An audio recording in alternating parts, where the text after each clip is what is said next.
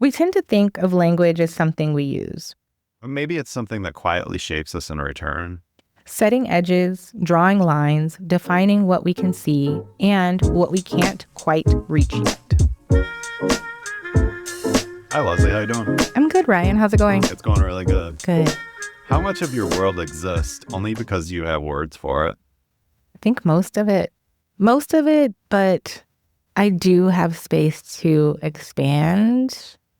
I think art gives us a way to understand things without having a verbal or written language for it. So I am thankful for that because I think that I do have space in my brain to make sense of things or even explore something without necessarily having a name for it. What about you? I do believe words help construct the world we have around us. We're able to describe things. And without that, you're not able to really think about the world. Words, you could have a feeling, but if you don't really know how to describe it or what it is, it would be hard to be able to construct. Social construction. I do believe in social construction. I went to school for communication. So, and what happens to things you feel, notice, or experience? Can you talk a little bit about dance? How does that affect the way you see the world? I think it has to do with movement, right? We know that nonverbal communication is also a form of life. Because I have a certain awareness about my body and a certain awareness of other people's bodies, it does allow for me to notice things, right? And my background in communication, I might notice more clearly when someone is showing signs of distress or discomfort, even when it's not glaring, right? There's little things that people will do with their bodies. They'll shrink in a little bit. So it suggests that maybe they're not comfortable. On the opposite side of the spectrum, I can see when people are really comfortable in certain spaces. So it helps me, I think, be able to make sense of things. And even though there are forms of words that I'm using to describe, it's hard to describe movement without using words in this format. But when it's actually happening, I think there is a level of comfort that I have or a sense of knowing that I have in certain situations that I don't know if everyone would have that same sense of knowing unless they had the language behind it to be able to verbalize. And I think it goes into sense making sense out of what's around you, the language and the experience that you have with dance sounds like it helps you make a better understanding of the world. It definitely does. So is it possible that we don't just describe our world with language? We quietly define its boundaries as well? I think we limit ourselves. Language, although it's wonderful, it can be a limitation and it can hold you back, or you could use it to hold someone else back. I think that as a society, we are always judging people according to their word choice, their language, right? We easily pick up someone's level of education by use of language. We pick up dialect, so we start making assumptions about where people are from because of how they say a word with that dialect. So I think that there are a lot of boundaries that are defined, the way that we will interpret who someone is. There's a lot of that used specifically with the use of language and how we are using language, but how someone else is. And it can be a form of gatekeeping because even academia uses degrees and the language within a particular field. So if you're going into geography, you need to know how a geographer talks. You need to know the language that they use. Same with the communication field. There's certain things that are just in the language that people talk about and how we talk about them. Hello, curious minds. Welcome to Quote Mining, The bite-sized podcast where each week we explore where quotes come from by stepping inside. and shining a light around to see what's buried beneath the surface, see how they shape the way we connect, and whether they hold up in real life. I'm Ryan. And I'm Leslie. Some quotes shine immediately. And some require excavation. We bring the questions. You bring your curiosity. Ready? Let's start mining. Today's quote: The limits of my language mean the limits of my world. That sounds simple, but it's kind of unsettling. If you don't have the words, does the experience fully exist? Wittgenstein's idea suggests language doesn't just help us communicate reality, it shapes what we are able to perceive, understand, and even think about. And Ludwig Wittgenstein was a philosopher focused on language, how it works, how it fails, and how it defines the edges of what we can know. His argument wasn't that language is important, it's that it sets the boundaries of your world. So if you don't have a word for something, it becomes harder to recognize, harder to explain, and harder to even notice. So in that sense, language isn't just a tool, it's more like a lens. It determines what comes into focus and what stays blurry. Think about emotions. The difference between saying I feel bad and saying I feel overlooked, or I feel uncertain, or I feel disconnected. The more precise the language, the clearer the experience becomes.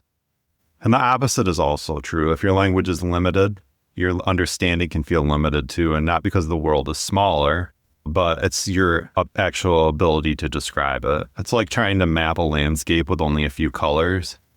Everything starts to blend together. Mm-hmm. You have the 10 colors, but if you had the big one with the 120, you're going to be able to draw a picture that's more intricate. So what does this mean for communication? If two people have different languages for the same experience, are they actually understanding each other or just assuming that they are? I think communication's a lot of assumptions. We try to understand what people are saying, and we use language to the best of our ability, but we use the words we have to be able to describe the situation we have. I do think that we do try to do perception checks as well, direct perception checks, and ask, hey, is this what you're feeling? Is this what you mean?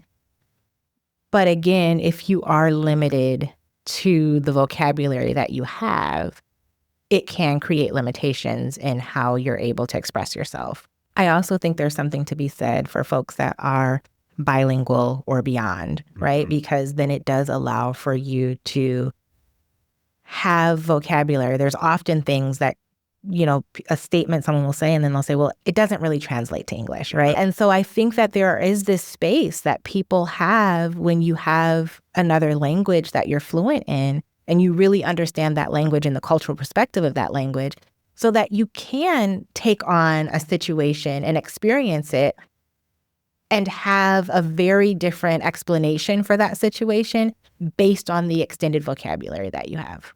And how often do we settle for words that are close enough instead of words that are accurate? I think that we oftentimes don't know that we're settling when we settle, right? And I'm thinking specifically about the situation that happened in 2018. National Geographic actually issued an apology. Do you know about this? I'm not sure. So they issued an apology in 2018 because they realized that the way that they wrote up most of their articles over the history of the magazine was from this very Western gaze, and they really didn't have the language to describe what they were seeing around the world. This speaks to that. They were using what they thought they knew was the truth, when in fact, this tribal community that they were able to see rituals for wasn't barbaric, they weren't savages, and yet those words were used because those were the words that they believed were true to describe the situation that they saw. So when we think about settling, I don't know if we actually know in the moment that we're settling. I think we're doing the best that we can to describe this, and we're describing it accurately, and we only know that we've settled in hindsight, which is what happened to National Geographic. Mm-hmm. Have you heard of Nacirema? No. What is that? It's American spelled backwards. Oh, I have. Yes. Yeah. So it's basically, it feels like an anthropologist describing what being an American is. But when you read it, you don't. That's kind of the spoiler that you tell students. Read this article. And at the end, you're like, okay, this is your daily life. It's what it is from a different person's perspective. Yes, I have. I don't think I have said the word out loud, which is why when I hear it, I'm like, what? Yeah, that is an interesting take. And most students don't realize that they're reading about the typical day in life of a general American. Yeah. It can hide meaning. It can hide intention. It can even hide the truth. Which might explain why certain conversations feel frustrating, not because people disagree, but because they're using different language to describe what they think is the same thing. I do feel that in some ways, that I feel a lot of times people do want some of the same things. There's a lot of disagreement in our society. Some of the disagreements are valid. But some of the disagreements, I believe, are possible that people are actually talking about some of the same things, that they want some of the same things, but they don't have the same language to be able to describe. So pseudo-conflict, right? It's not real conflict. It's just a limitation in language. So the limitation is actually acting as a barrier for people to get to the end result that they want. I think that's valid. So do you have any areas in your life where language feels limited? Sometimes when I'm in a disagreement with someone, I feel I know why, but sometimes it's hard for me to describe. Sometimes on a base level, I know that that's wrong, but the other person may have the language or been trained. If trained is the right word, but they have thought about this a lot. So they have a well thought out argument. And so language can fail me because I know you're wrong, but I haven't thought about it long enough to have the right words to be able to tell you why. And I'm sure language has limited me in certain situations. I'm sure it has. I don't have anything immediately coming to mind, but I'm not a linguist. So there's tons of vocabulary that I don't have readily available to just say. But I think oftentimes for me, if I'm actively emotional about something, happy, sad, mad, the extreme emotion, that's when I feel the limitations of language. And it's just because I need to be able to balance that emotion with the logic of actually being able to formulate sentences. So that's when I can think about feeling it. And it's not necessarily that I don't have the words. I just have to be able to regulate a little bit to be able to produce the words. It's not even knowing what words are. It's not about knowing the entire vocabulary, but motivating students. Each student is going to be different, so you have to know them on some particular level to know what language to use to motivate. And same with children. I only have one, so I only have the experience of one. But I have to imagine if you have multiple children that you don't motivate both the same. You don't use the same language. And it's so strange because they notice it and they know that the language that we use works for both of them, but then they can't help but to also compare. Like, well, you didn't say this to that one, and because that one doesn't respond well to that, but you do. They notice it. And it's interesting because we also have to have that conversation that difference doesn't mean less than or better than, because there's also that, because there is a difference in treatment. There's this thought process that means that one must be unfair. And so then there's the conversation. You've got to know yourself enough to know, how would you have reacted if I said this to you? And then I wouldn't have liked that. I know that's not how our conversation went, right?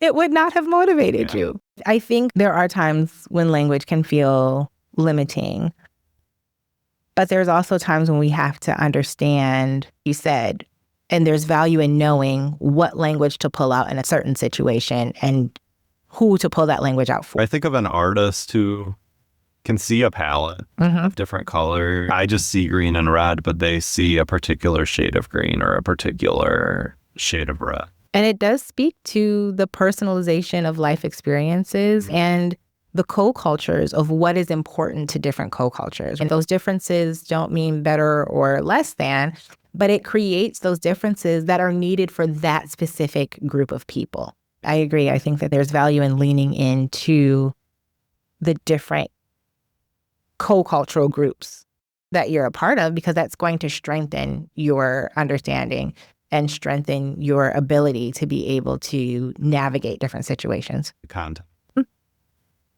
It's part of the communication model. An important part of the communication model. You got to be able to know the context that you're speaking within. That is vital. Very vital. We tend to think of language as something we use. Maybe it's something that quietly shapes us in return. Setting edges, drawing lines, defining what we can see and what we can't quite reach yet. This has been Quote Mining. Exploring what we say so we can better understand what we mean. Hello, curious minds. Do you have a favorite quote you would like us to cover? Send it to us as a voice note using Facebook Messenger. Contact us at the official Quote Mining Podcast Facebook page. When leaving your message, be sure to include your name, the full quote, why you like it, and permission to use the recording in the episode.